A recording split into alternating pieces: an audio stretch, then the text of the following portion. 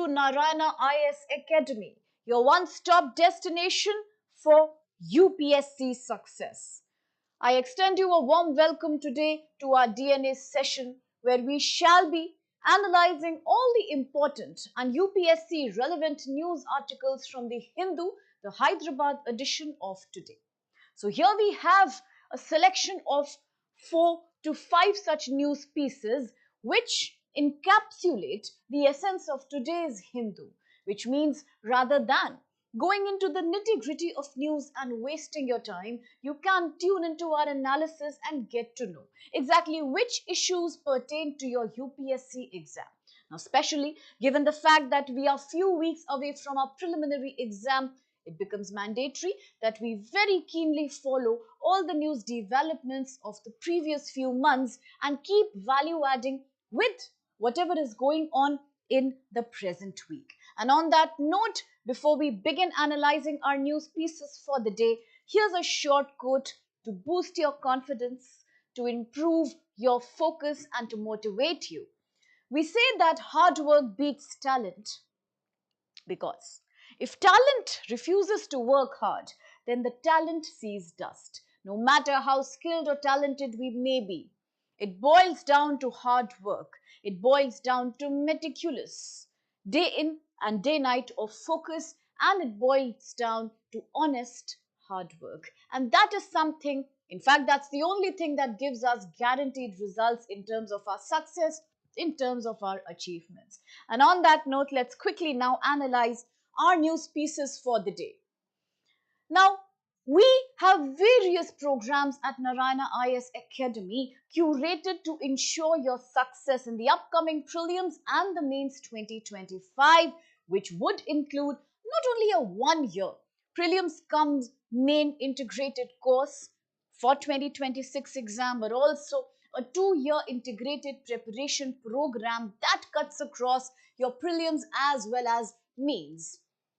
So, you could enroll for these courses today and ensure that you get the right guidance, months-long guidance where you shall receive more than 1,000 hours of strict close monitoring, regular assessments and feedbacks, micro-scheduling for time management. Well, what else do we need to ace the UPSC preparation? So enroll today and improve your chances by 100%. And having said that, now let me walk you through today's news articles. And here we have a selection of 4 articles which seem to be the most UPSC decisive from today's newspaper. As I said, the Hindu Hyderabad edition. Let me quickly break down the first article here for you, which has been picked up from the Hindu, page number 10, and it is very relevant for your UPSC General Studies Paper 1 Social Issues and Paper 2 Social Justice, because the article talks about social security. In the last 2 years, if you have been a keen follower of news events in India, you will realize that the government has been talking a lot. It has been creating a lot of policy frameworks focused on the problems faced by our informal employees. Now, before we begin breaking down the article as such into who are these informal employees, what is this informal sector, what problems do they face, and hence, today, what solution is this article suggesting to solve all the problems faced by them? The article says do not follow a very obsolete piecemeal approach when it comes to solving the problems of the GIG workers, platform workers. Please have an integrated solution. We shall come to this, a very interesting topic, quite relevant even for your essay and in general for your prelims. Then comes article number 2, which talks about a recent event. In fact, yesterday all of us were keenly tuning into this event as media. Newsrooms were making a lot of noise, lot of clutter about how the wanted terrorist has been extradited by US to India. So since yesterday, a lot of developments have been happening around the National Investigation Agency. When was it created? What exactly is the role that it has played? How India has today proven that nobody can be responsible for creating terror conflict in our society and later on get away with that. That's not happening anymore. It highlights the focus of the government and India's importance in the geopolitical scene, where India was eventually able to bring the individual back, and now he's being tried as per the Indian rules for having committed a heinous bomb blast and genocide in Mumbai back in the 2008. The third news article here talks about the right to information, a very static aspect of GS, but it has been revived once again when the government today is caught up in a debate between whether the recent amendment to RTI Act justifies the law on data protection and data privacy. The Union IT Minister has been constantly convincing the opposition allegations that on the one hand you have the data privacy law, and on the other hand we have the recent amendment to RTI. Do they clash? Do they create a conflicting jurisdiction? The article throws a light on that, quite interesting from the perspective of internal security, governance, ethics, and many other topics. And comes the last article, which throws a light on one social welfare policy. It's pretty relevant when you talk about your GS Paper 2 social justice and your GS Paper 3, that's health and nourishment. So here we are analyzing one initiative of the central government which has been primarily financed by the central government, and the states have also played a major ally in implementing the Pradhan Mantri POSHAN Abhiyan or the POSHAN Yojana. POSHAN translates in English to nutrition, right food.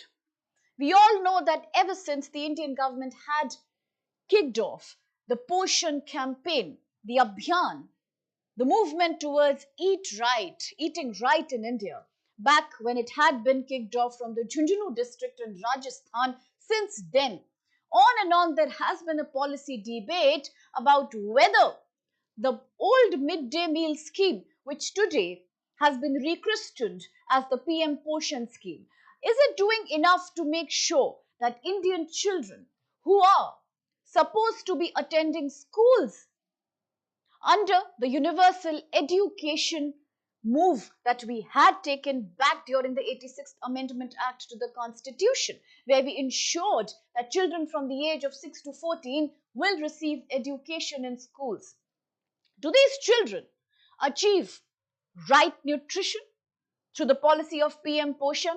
Or, given the complexity of Indian society, is this scheme once again caught up in fresh conflicts regarding communal issues, caste-based discrimination, gender-based discrimination, supply chain leakages, or whether only the scheme has been implemented in very few areas and the others are still lagging behind? All those in focus with regards to our fourth article. While the latter three correspond to the prelims, we shall take a quick snapshot by covering all the concepts. The first one does need a slightly more elaborate analysis there. So let me quickly glide you down all these articles. And the very first article of the day talks about how in India, unfortunately, despite the fact that majority of our employees, majority of our workforce in India works in the informal domain of the economy, a domain which is often referred to as the invisible domain. All the workers who are working in the informal sector of the economy have been therefore referred to as invisible workforce. Now, these are words you might often hear in GS Paper 2. Sometimes UPSC might just ask you a question saying that who are the ghost employees? Who are these informal or invisible employees? So these terms are synonymous to all those people who are engaged in unorganized sector of job. That corresponds to your informal economy. An economy which is beyond the taxation of the government, monitoring of the government, and therefore, because they are not taxpayers, because they do not actively contribute to the economy or the GDP, they also do not receive their social security benefits. They are engaged in low productivity jobs. These could be vendoring, housemaid job, driving a cab, or small petty businesses. All these people correspond to the grey collar, pink collar, or the blue collar jobs. When we talk about manual physical jobs, when we talk about jobs performed in the healthcare sector but as a caregiver, or in hospital as a nurse, or the grey collar, where through the vendoring system in India, which itself is very abusive of human and labor rights, we engage security professionals, and these people correspond to the grey collar jobs. Now, all these people, since they are working in an economy which is beyond the monitoring capacity of the government is not controlling it, and therefore they do not receive benefits like social insurance, health insurance, or pension benefits, or provident fund, or any kind of retirement benefit or medical benefit like menstrual leave or maternity leave or paternity leave. Nothing of that sort is being achieved by them, purely because there is no welfare, because there is no registration, there is no proof of your work. Most of these jobs are non-contractual work, and therefore we call all the people engaged in the informal sector of the economy as invisible workers or as ghost employees. All right. Now, typically, it is the people who migrate from India's rural economy, rural community, owing to the fact that agriculture is housing way more population than it can economically sustain. We know about the disguised, we know about the seasonal unemployment prevailing in India's agriculture sector. And now, when these workers who are unskilled or semi skilled, they migrate to the city because of the pull factors of the urban areas, hoping to get a better job. These are the people who then get caught up in the mess of structural and invisible unemployment, hidden unemployment, also called as vulnerable unemployment. So, what a paradox that is. While these people are working, they may be working a lot, many more hours of work. But is there a proof? No, because all these works are non contractual. All these works do not compute taxation. So, what happens really? The work becomes invisible, and therefore, these people are considered as victims of vulnerable unemployment. This is a pure paradox because although they work, but because of lack of proof, they are considered as unemployed. Now, in this case, today we ask the government, is the approach that we are using to solve the problems faced by these ghost employees? Problems such as without lack of acknowledgement by the authorities, the fact that they are working in unproductive jobs, very less salary, very arbitrary wage, very poor working conditions. We could always talk about the bricklaying segment in India. We could talk about the bangle making, cracker making, toy making, or small manufacturing hubs in India. We could talk about the mining segment. We could talk about the agriculture labor. Of course, we could talk about small manufacturing units which employ about 10 or less than 10 employees. What about them? Generally, we also see a massive women employment here because women, typically coming from rural or tier 2 urban cities, are the ones who lack the digital technical skills needed in the formal economy. Owing to a poor formal education, these people get caught up in jobs that are characterized as informal in nature, which also contributes to feminization of poverty and feminization of informal sector labor. Now, all these words will give you lots and lots of cue in answer writing for your GS paper 2 and GS paper 3. Coming back to problems which they face. Not only do they face poor working hours, lack of sanitary and hygienic conditions, but also they can be fired. Remember, all these are easy hire, easy fire laborers. These people do not see any medical insurance during the COVID pandemic, a segment that was hit majorly because of lockdown were the people of the informal sector of the economy. Owing to the physical nature of the job that they do not have facilities like work from home. They experienced salary cuts or simply they got fired from the job that they were doing. So, in this situation, we ask our government that today you talk about the Social Security Code 2020. We say that the Indian government has made a revolutionary move by introducing the Social Security Code of 2020, which came after amalgamating, after mixing 9 existing laws. pertaining to labor welfare.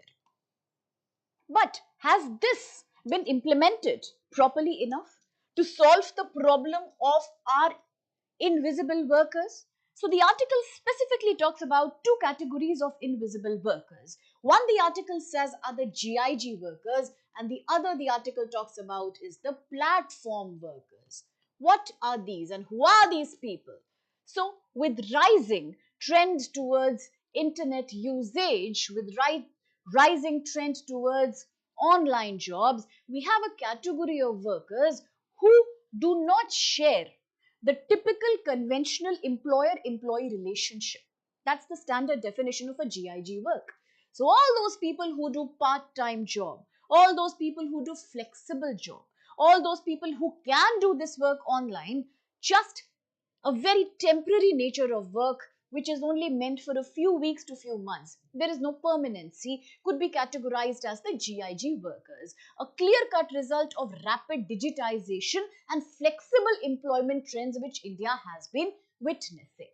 Now, in today's evolving labor market, GIG work typically means that kind of work which is completely outside the scope of formal labor protections. They do not get any protection, by the way. So the Social Security Code came in 2020 only with a promise that we will help the informal workers with better social security provisions. We will enable them pension rights, provident fund rights, maternity benefits, and also we will extend them a standard fixed wage rate. That was the whole idea behind the Social Security Code. All right. So it was these GIG workers, you can call them freelancing people, independent contractors who genuinely engage in hourly or temporary work. But since the work nature is very temporary and unconventional, they are typically doing on-demand work. Now, majority of these sometimes also work for apps. We know we are living in a world of various online apps. So some people register and do the GIG work through the apps like Uber or Swiggy, or you could talk about Ola, and there are multiple examples that we see today. So people who access the job market by enrolling in an app and then they get paid through the app. The connection between them and the clients they serve is through the app. Urban Company again is making a huge mark because recently they introduced another facet to easy hire, easy fire labor. It was also big time in controversy in one of the Hindu newspapers just about 6-7 days back, which said that now they have an arrangement of hourly domestic workers. You do not have to engage a permanent domestic help. They come when you call them, and they can come as many times, as many days of the week for exactly as many hours as you need them. A complete commercialization of labor is something that we are witnessing today. So these people who work through apps would be called as platform workers. Goes without saying that both these categories, whether purely GIG or whether purely app, these people lack formal employment status and therefore they also lack formal security benefits. They do not have pensions, they do not have any job security. So now the article goes ahead and talks about what has the Social Security Code done to help them. Has it been able to take care of their problems in terms of low wage, exploitative time, easy fire job, and zero security? So, therefore, we are questioning the inclusion policy of the government. A very important article. The importance can be highlighted by the fact that you have a mains question here that came in 2016, much before the Social Security Code was actually implemented. The question spoke about how globalization has led to the reduction of employment in the formal sector.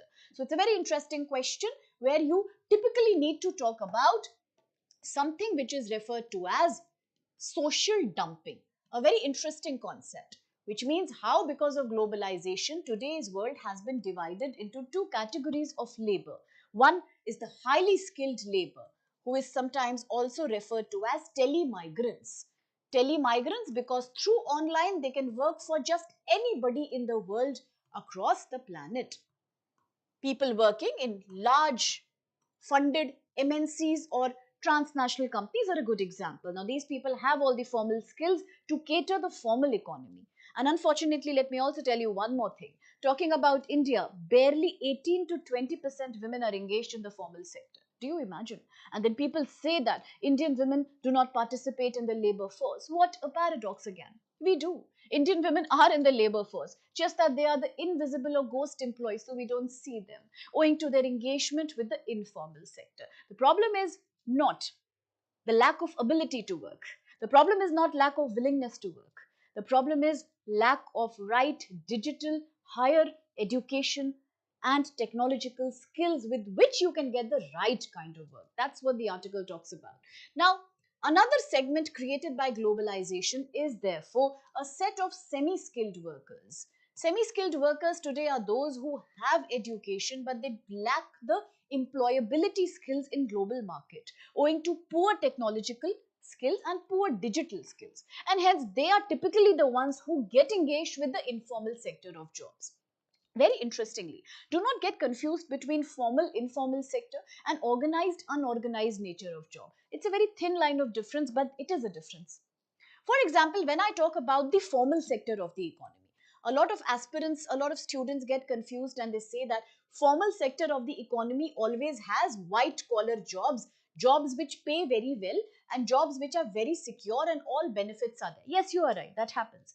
But sometimes, even in the formal sector of the economy, there is a scope of unorganized jobs. A very good example could be, you take an example of a multinational company. Take the example of a multinational company.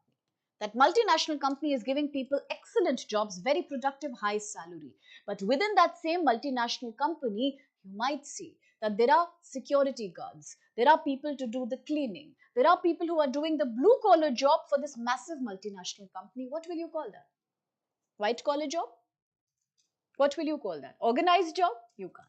So this is typically where unorganized jobs come in. It all boils down to the lack of the right skill, okay? So whether you talk about the informal sector employees or the unorganized employee, we are talking about the same thing. It's just the same thing. People who do not get any security. It's purely because of globalization that this kind of labor divide has happened. The question wants you to talk about that. And therefore comes the concept of social dumping, that how exactly after 1991 liberalization, globalization, privatization reforms in India, India had signed up for a program called Structural Adjustment Program with the International Monetary Fund and with the World Bank, which meant now India had to relax its labor laws. India had to allow many more multinational and big corporations to come and operate from our soil without the government being too focused about the kind of labor practices that these companies would follow, all to attract more FDI, all to attract more loans. So what happens as a result of that?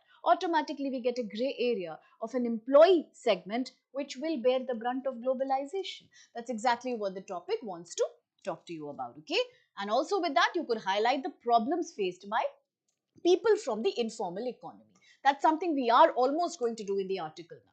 So, talking about the increase in the nature of GIG jobs, talking about the fact that today India is having so many workers who are working for this segment, especially women, definitely they need a mention here. And since they are not getting any benefit, what is the government up to? What are we planning to do?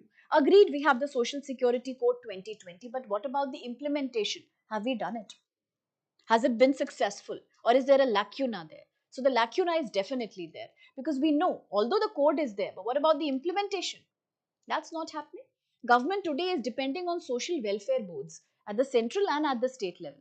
No wonder there is a leakage happening. The funds are there, but are they reaching the people? No. So today the article is asking, it's pleading with the government that please propose and create a more integrated social security scheme where the government and only one agency should be held responsible for health, pension, income tracking measures for the GIG workers. Unless there is an integrated database and unless one agency take care of this problem, things will always go haywire like they are going haywire now. When too many stakeholders come in between, results are barely achieved. Of course, there is corruption, lethargy, and apart from that, there is a logistical problem too. You cannot have one central welfare board and then so many state welfare boards taking care of just one problem. Providing economic benefit of GIG workers, that doesn't happen. So what are the problems really faced by these GIG workers? We have spoken about them already, that they work in a very non-conventional kind of arrangement. They do not share the conventional, traditional arrangement between employee and employer. They do part-time jobs, flexible jobs, easy hire, easy fire. What do they face really? Well, tons of problems. So many problems. The real typical nature of the problem faced by these people would be, say, for example, they are the people who are in the gray zone of the labor law. They are not even acknowledged by the labor laws.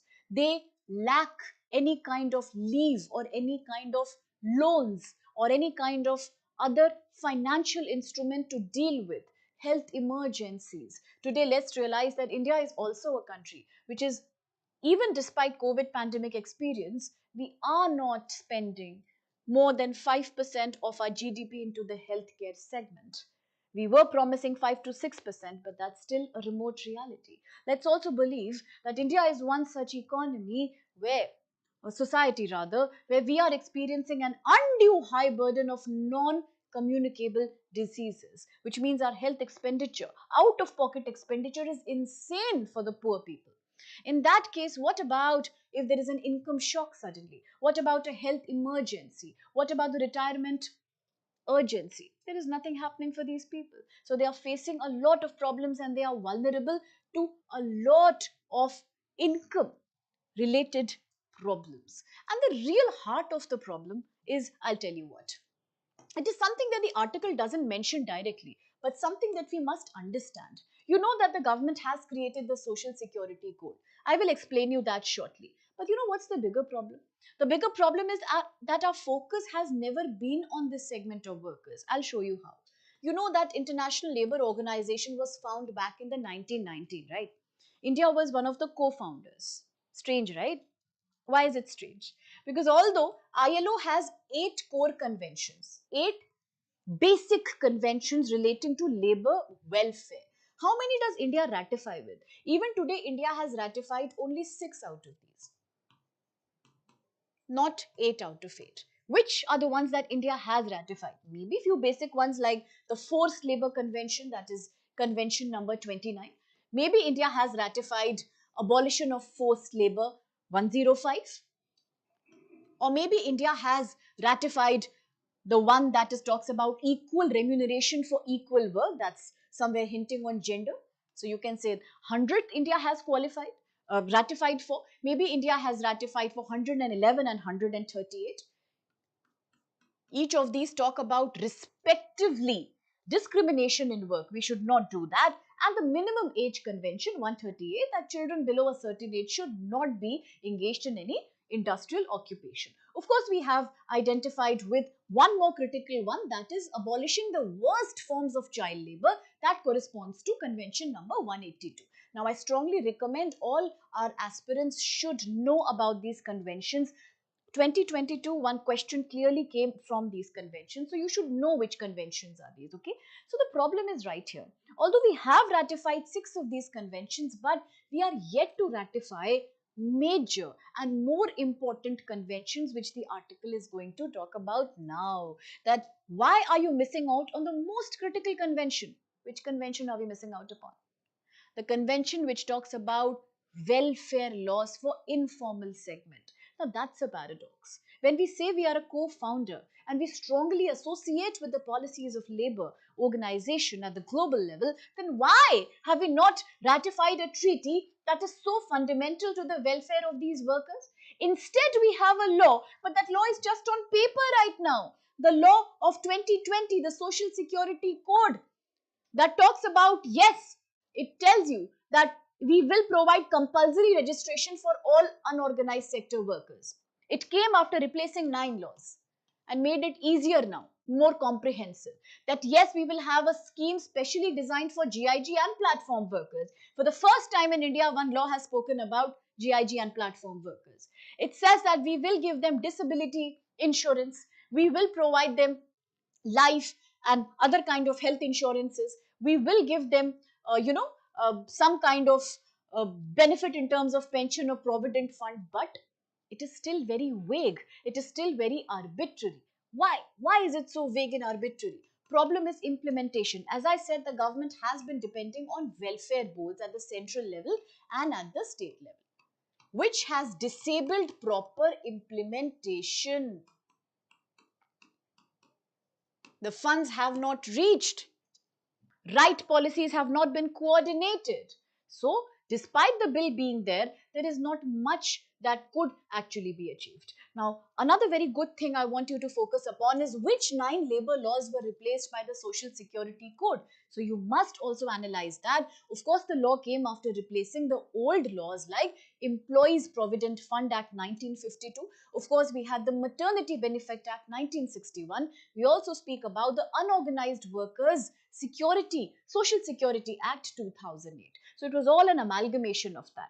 Of course, government has one more initiative called the e-Shram portal. Shram means labor, laborer, anything that is associated with work. So here is a portal which creates a proper database at a central level to register all informal and GIG workers through their unique identification number, so that we can track their contributions and how many benefits have they actually received. Well, it sounds very good, but again the problem is real. The problem is lack of proper implementation. So what are the major concerns the article points towards? One, of course, is the ILO. We have not yet implemented that when we should have implemented that. That's a very important thing. Second most important thing is, what about this code then? Now, code has certain problems. Let me clarify. One is implementation. You already know we are depending on the social welfare boards, and that's not an integrated way of approaching a problem where you are addressing these many millions of people who come in that victimized segment. Another problem. Another problem is that the code says clearly that all these are to be implemented. All the welfare laws are to be implemented on organizations who have around 10 members or more. That's a problem. Because as I said, many of the industries in the informal sector, whether brick making, bangle making, cracker making, or any kind of mining sector, sometimes they are running with 5 to 6 employees too. Sometimes they don't exactly reveal the number. Sometimes they hide their employee. Sometimes there are children who are employed there. Sometimes with the man, his wife is working. Other ladies of the household are working. All these being done just to avoid giving them their social security rights. Imagine. So the code says there is an eligibility criteria. We must have an association which has a minimum workforce. Only then will this be applicable, and that's a grey area itself. It's very easy to fake the size of your organization to escape the clause of the law. Similarly, the Act also differentiates between employee within the same organization based on their income. Say, for example, some employees are better paid than the others, and hence they are deprived of these benefits.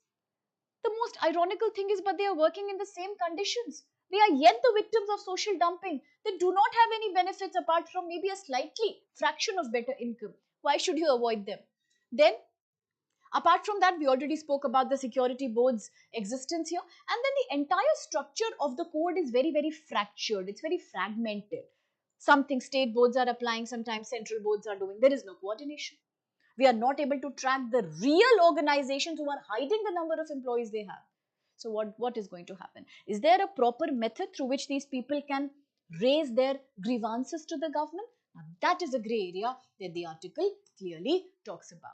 Apart from that, we must understand that when we depend on welfare boards, these are state-run agencies which are responsible for funding or decentralizing, disbursing the funds to these small companies for social benefits. They are not doing that.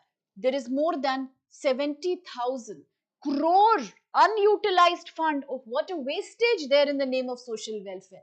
There is a delay in remitting the funds to the victims, and then even with states who have a good level of gender inclusivity in employment, who has so far really worked very hard to rule out child labor, we see that there is improper functioning with regards to the welfare boards. So that's we are talking about. So now just a little bit Q on ILO, a very important organization. And when I say India has signed 6 out of 8 core conventions, what I am also saying is that what is that one main thing the article is unhappy about? Of course, we have covered most of it. Yeah, we are not doing the social security code properly. Yeah, these things are there. But again, there's one more thing. The sad part is that there has to be another convention of ILO. As I said, we should have done it. Remember, 10 minutes back I told you there is a convention, we should have signed it, we did not sign it. The article is talking about that. This is the convention that we have not signed. 102 on minimum social security standards, which ensures medical care, which ensures old age pensions and maternity benefits for these informal employees who are the victims being spoken about here. So, what should we do? What's the future plan of action as per the article? The article strongly cajoles, requests the government to sign up for the convention number 102. The article talks about providing universal social protection through a central agency without giving the charge of fund disbursement to other smaller agencies. Too much federal structure here could contribute to problem. We have to calculate a better methodology for smoother functioning. There are countries like Brazil and South Africa who have implemented much better systems where whether you are an employee of formal sector or informal sector, you are covered by one uniform social protection in terms of social security, and that's something we need to learn from. Of course, here are some other central scheme for GIG workers, like you have the PMJAY, Pradhan Mantri Jan Arogya Yojana, which is also referred to as Ayushman Bharat. It's a universal health insurance scheme. Another very important thing to remind you, back in 2022, transgender population has also been allowed to participate in the Ayushman Bharat cards to get free treatment at a primary and at a secondary level in any government or aided hospital. Rajasthan is having a huge debate with regards to letting Ayushman Bharat seep into private healthcare also. And one more important thing that you shouldn't miss is that when we talk about Ayushman Bharat, there is a gray area. Are we providing insurance for tertiary healthcare as well? So it's good. Please post in the comment box if you know about tertiary healthcare and whether Ayushman is covering it. Do let me know. You have the unique identification number linked pension cards, Aadhaar based pension cards, and of course, platform wise contribution tracking. These are some initiatives in the offing, but all in all, the article makes a very strong plea towards protecting our social, you can say, our informal sector workers through giving them a better, more accessible and more transparent social security help. Only codes are not going to help. Another thing is, let's not have a very piecemeal approach. What's a piecemeal approach? Patch up approach, fragmented approach. As I said, let's have a centralized approach. Let's address these doubts and these gray areas if we want to really reach out and benefit our informal sector workers. So that's typically what the article here talks about. Okay. Now, having said that, we proceed with our second article of the day. And as I said, this article has been making relentless news since yesterday. What does the article talk about? The article talks about how just yesterday, India has once again made a very, very big news, a massive news where we talk about how India has proven in front of the global community its position. India has also clarified that how any alleged involvement in an anti-social or a terror-oriented activity in India will not be forgotten. It will not be forgiven. And we talk about how the person who is being highlighted in the news, Tahavur Hussain Rana, the mastermind behind the alleged involvement and the massive terror attack that had happened in India back in 2008, the Mumbai terror attack, which many people call 26/11. So he, a Pakistani origin Canadian American terrorist, has been today extradited. Rather, yesterday he was brought to India back, and how he has been accused, therefore, of creating so many casualties. It was a genocide where more than 160 people had lost their lives. It had rippled fear and it had rippled a massive security when it comes to internal security in India. So he has been accused of aiding with David Coleman, also known as Daud Gilani, somebody who was a key conspirator in the tragedy of Mumbai back in 2008. They both have alleged involvement with Lashkar-e-Taiba or the LET. So, what really has India done? Why is it an important message to the global community? What international ramifications does this have? And in question, of course, is the NIA, the key player who has made all this possible. It's being applauded the world over. So we talk about the National Investigation Agency that had been pursuing this case relentlessly since 2019. Okay, so let's quickly have a look into the article. We shall cover some important dimensions of this news. Now, the article talks about how Indian government has recently strengthened. It has made it more strict, more aggressively. It is working on its anti-terrorism laws. Why? Because we have amended the Unlawful Activities Prevention Act, the UAPA, and the NIA Act itself. And what is the benefit? Well, the benefit is right here. Yesterday, what has happened is a testimony to how efforts by key agencies like the NIA, with much more power, with a better draconian kind of absolute legislation to combat terrorism, has done wonders. Okay, so that's what we are talking about. But there is a small problem involved here. Despite the fact that India is being lauded, or more specifically, the NIA is being lauded for the achievement that has happened, there are people who are sort of making some criticizing comments too. So it has been, of course, treated or viewed as a human right issue as well. When a lot of people are coming and saying that it could also be a human right issue exactly, where very strict law, a very strict governance by these agencies, giving them too much unregulated power, could also sometimes lead to the misuse of that power. So these are also certain reasons why people are opposing the UAPA and the strengthening of NIA. So what exactly has happened? Let's quickly see that. We already know how Tahawwur Hussain Rana, who was involved in this massive tragedy back in 2008, today has been nabbed and he has been brought to India by the NIA due to the ongoing efforts of the agency. So here, therefore, in light of this development, NIA deserves a special mention. When was it established? What is the purpose? So let's remember that it was established after the 26/11 Mumbai attack, the heinous attack. As a response to that, to strengthen our internal security, the government had created NIA in 2009, okay, and it was given the power to enforce all the laws and to investigate in all such issues which pertain to our sovereignty, internal security, and of course, when it comes to our relations with foreign countries. It was a complete security agency. Ultimately, it was for providing better internal security to the country. Now, with that, it also had investigative powers, powers of searching, conducting seizures, and detention, and also arrest, alongside the ability to coordinate with other domestic agencies to take up such investigations related to India's safety and sovereignty. Now, with all the strong power that NIA has of investigation, arrest, seizing, coordinating, let's remember that there were certain measures taken specially after 2019. Now, post 2019, the NIA Amendment Act had happened, and this gave the agency way more power.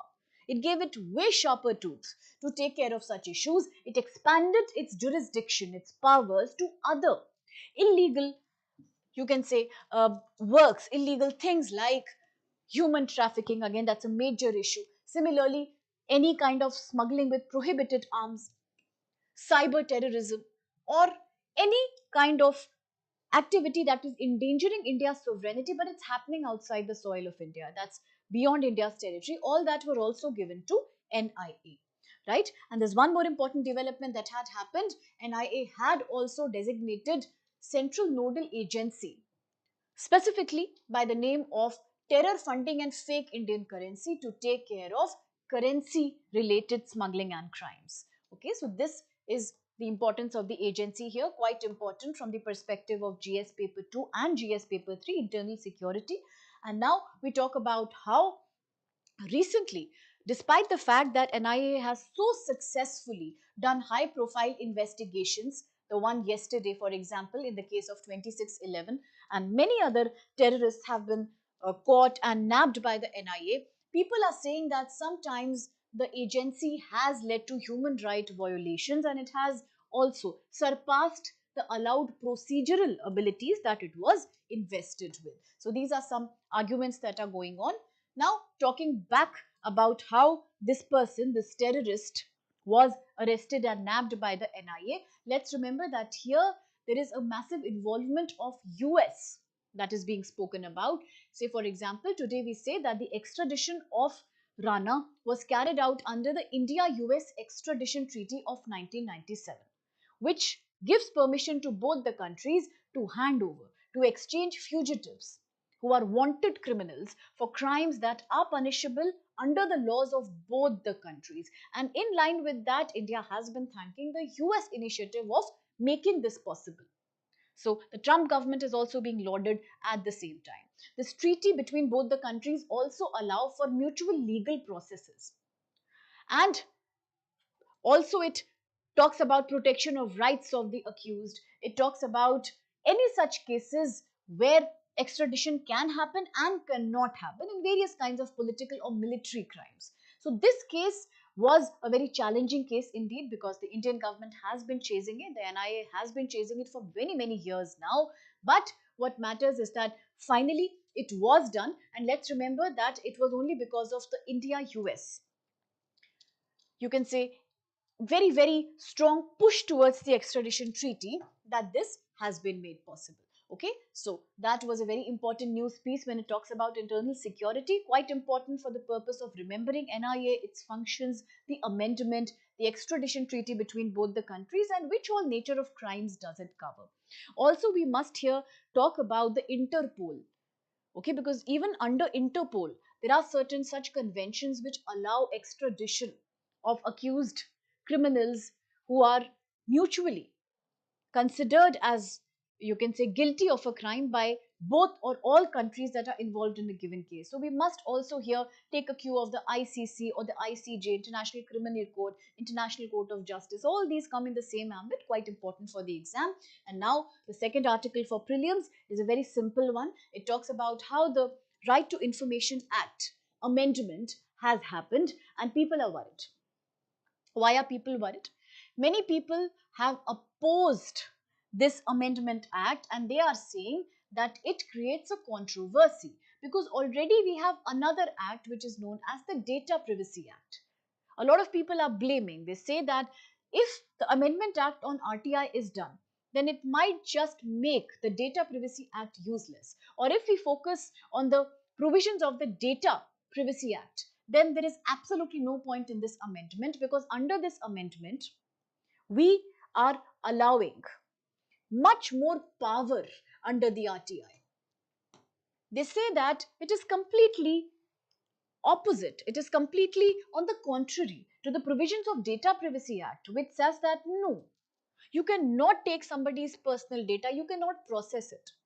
You cannot, without informing the person concerned, process anybody's data in the position of being a fiduciary. Specifically, there is a clause 9 of the Data Privacy Act, which makes it more controversial, that for any data that pertains to a minor, it cannot be used without parental consent. So all these things are creating a controversy, and that's also the reason why recently the IT minister, the union IT minister, has clarified yesterday that no, nothing of that sort is going to happen. The Data Privacy Act will not make the RTI amendment useless. That's the right core of the article. I'm talking about few dimensions of the article here. The article says that, and before we do that, of course, we have the question to analyze. This came back in 2020. It says recent amendments to the RTI Act will have a huge, profound is huge, impact on the freedom and independence of Information Commission. Okay, so we need to discuss that. So that's the kind of controversy exactly that we are talking about here. And having said that, the news goes like the central government is planning to amend the RTI Act 2005. But as I said, there is a controversy because it is sometimes intersecting with certain clauses provided under the recent Personal Data Protection Act, which is very strict when it comes to taking immediate punishing of anybody who is found to process an individual's personal data without prior consent or without their information. especially in the cases of minor related data.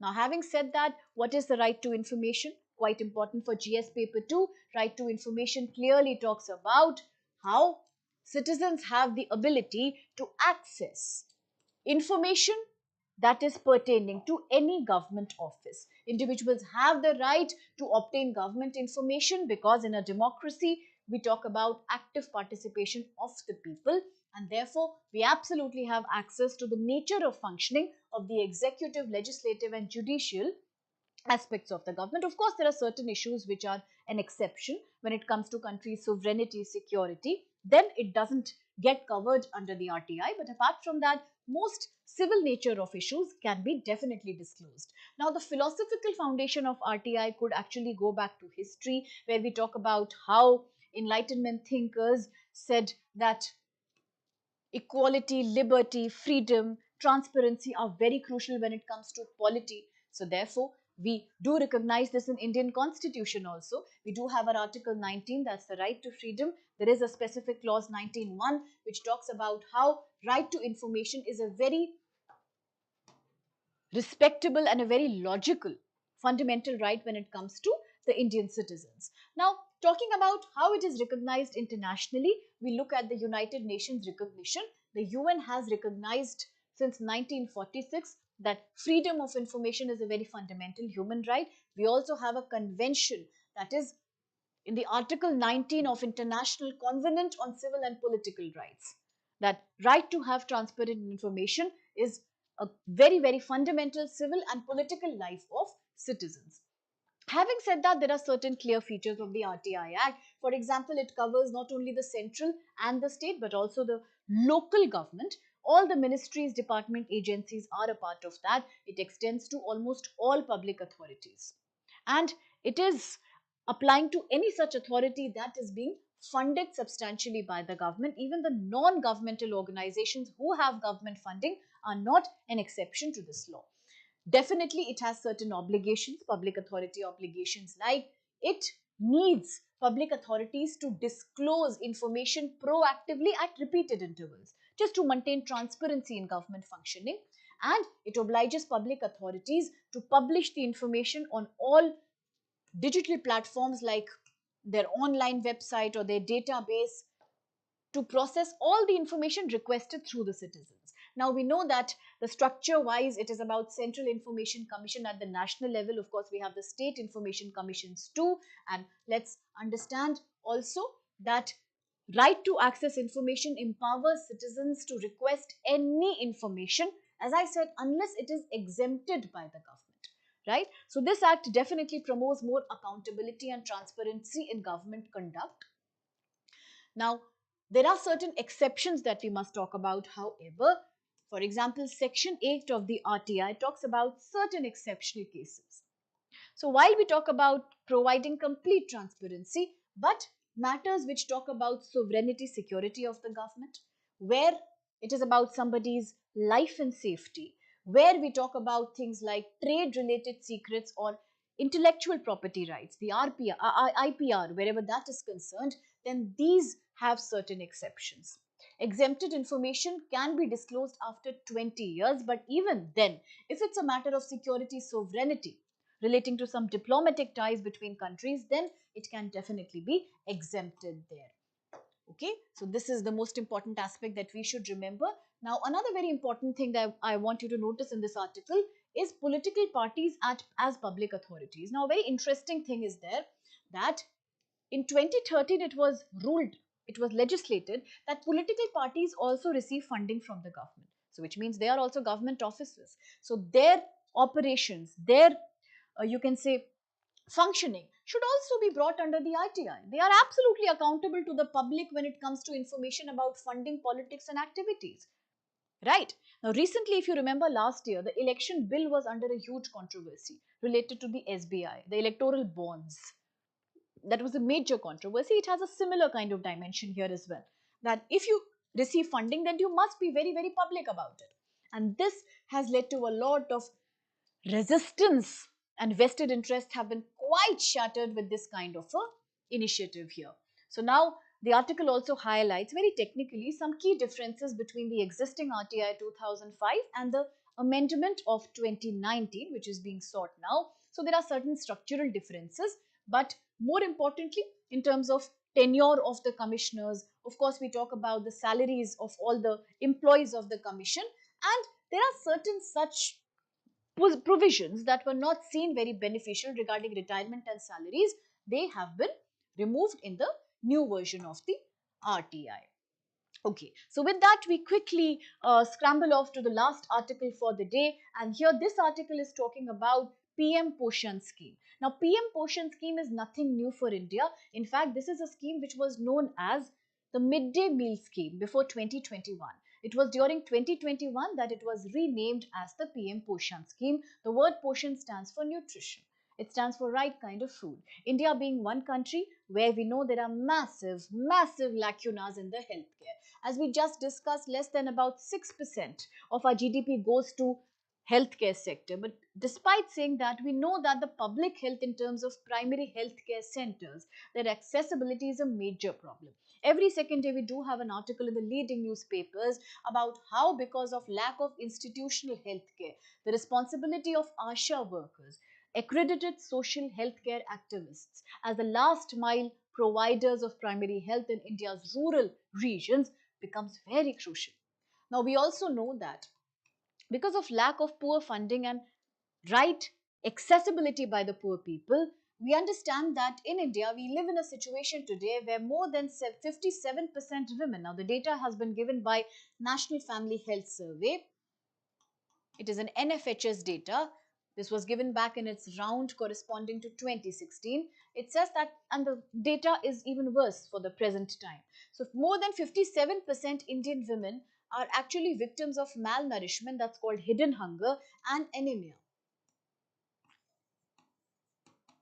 It is these women who are in the reproductive age. They are in the peak reproductive age, 15 to 49. And what is more disheartening is that this is also corresponding with your demographic dividend, the working age population. So what is happening? They are losing their productivity. And therefore, as young reproductive women, they are giving birth to children who are not so healthy. And therefore, we also have a very high rate of infant mortality and child mortality in India. So these are certain aspects that the article is trying to indirectly and directly focus upon, that when we talk about PM POSHAN, the initiative or the scheme by the government to provide one hot meal every day to students studying in government and government funded schools. Typically, these students come from economically slightly laggard background, and hence this means wonders to promote their nutrition. So therefore, the government has decided to expand the scope by giving it more funding.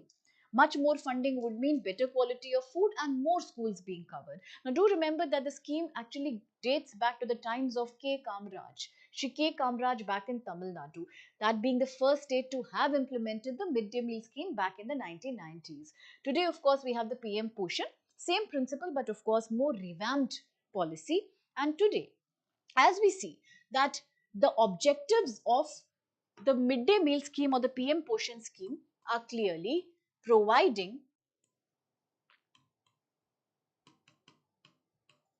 better educational rights to children and to provide them better nutritional rights. Both these are integrated. Why?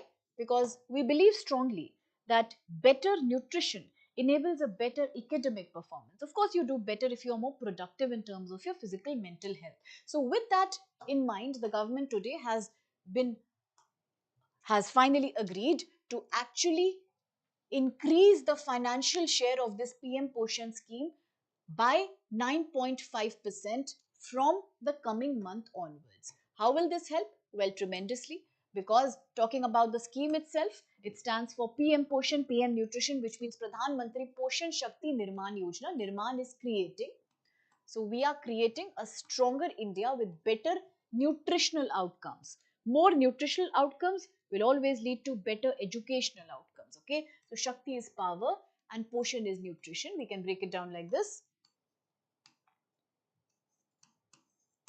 So better nutrition, better educational outcomes.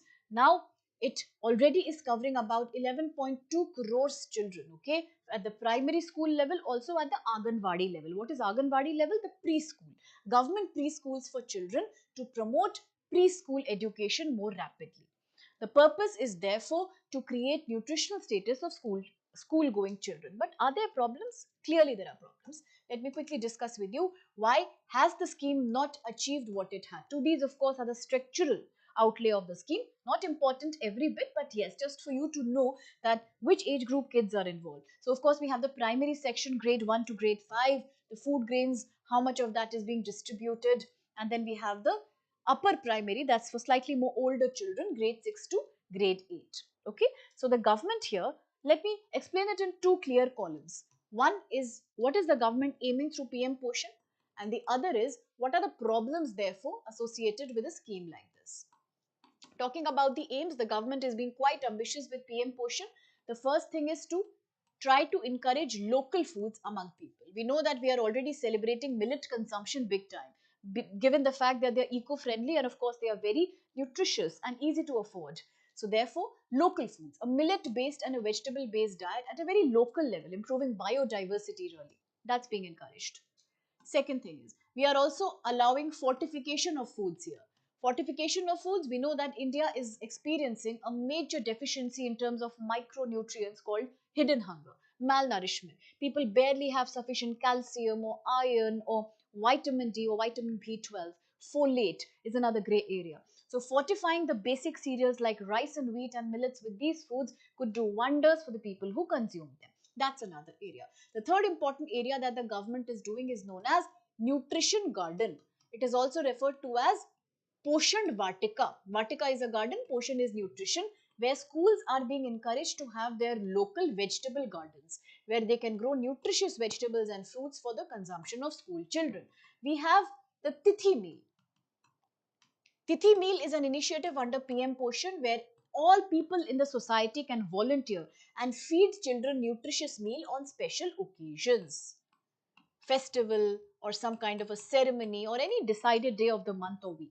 Of course, we also under this talk about things like community participation at a larger scale, right? So we often also here discuss about how the children should be taught. Apart from Tithi Bhojan and menu planning, we are also planning to hire a nutrition expert. Where? In schools. And what's the job of this nutritionist? They will design healthy meals and the government shall try their best. The school authorities will do their best to provide it. That's the initiative. What are the problems? Problems are very clear.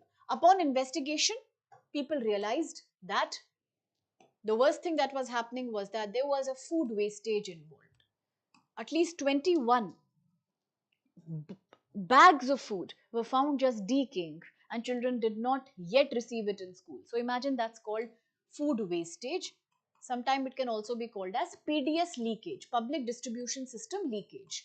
When the public distribution system is allotting grains and foods but they are not reaching the beneficiaries, it's getting wasted. Problem could be trafficking, transportation, supply chain, but it's a wastage clearly. Second problem is caste and gender barrier.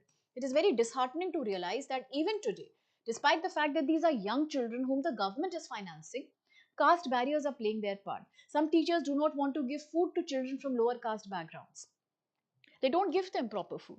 They mistreat them. They still practice things like caste discrimination. That's disheartening. Sometimes it's girls. There is gender bias being evident, where boys are getting more of the nutritious food and girls are being deprived of that. Some children complain for years altogether they have not received anything. So that's one problem. Another and the worst nature of problem is religious tensions creeping into the policy. What are these religious tensions? The worst religious tension creeping into this policy comes from the fact that in Karnataka, the agency responsible for implementing PM POSHAN was Akshay Patra. Akshay Patra was the NGO whom the government had identified to take care of providing meals and preparing meals. But the meals had made it mandatory to include one egg because the nutrition profile of egg is very high.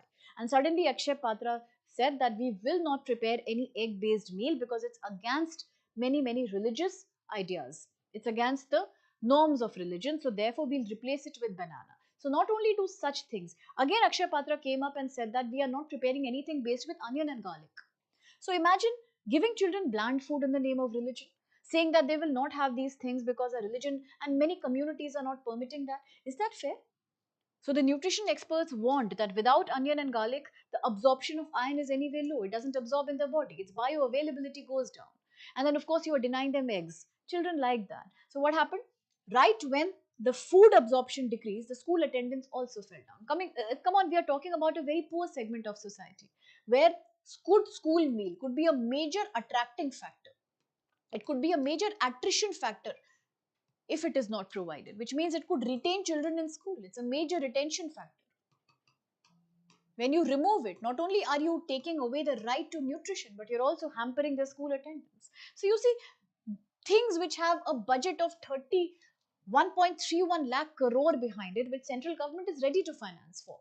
Things which are covering so many states and union territories, where the states are barely sharing 40%, are getting marred by religious, gender, and caste biases. So that's something the article talks about, and it is indeed very, very disheartening. So with that, quickly let's analyze a mains question, and then I shall take your leave for today's segment. The question we are analyzing talks about UPSC mains. It says the rise of GIG economy demands a rethinking, a recalibration of India's approach to social security. Please discuss.